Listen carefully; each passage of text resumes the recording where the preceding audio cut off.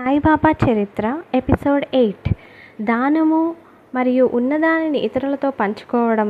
ఇవి బాబా బాగా ప్రోత్సహించిన గుణాలు. ఏదో సంబంధం లేకుండా ఎవరూ ఎక్కడికి వెళ్ళరు అని బాబా అనేవారు. దగ్గరకు వచ్చిన వారిని తిరస్కరించకుండా ఆహ్వానించి ఆదరించమని చెప్పేవారు. దప్పికగా ఉన్న వారికి నీరు, ఆకలి ఉన్నవారికి అన్నము, నగ్నంగా ఉన్నవారికి దుస్తులు ఇవ్వు. నీ వరండాలో నలుగురు కూర్చుని విశ్రమించే అవకాశం ఇవ్వు.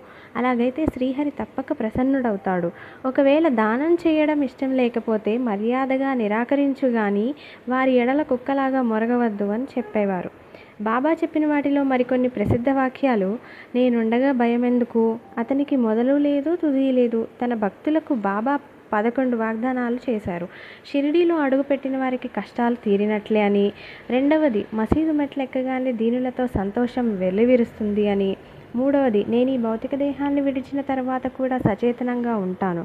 4, నా సమాధి నా భక్తులను దీవిస్తుంది, వారి అవసరాలకు అక్కడే జవాబు లభిస్తుంది. 5, నా సమాధి నుండే నేను మీకు దర్శనమిస్తాను. 6, నా సమాధి నుండి నేను మాట్లాడతాను.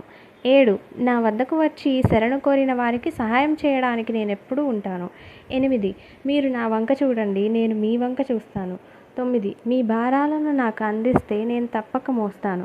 10, నా సహాయం బోధన కోరిన వారికి అవి వెంటనే లభిస్తాయి. 11, నా భక్తుల ఇంట లేమి అనేది ఉండదు.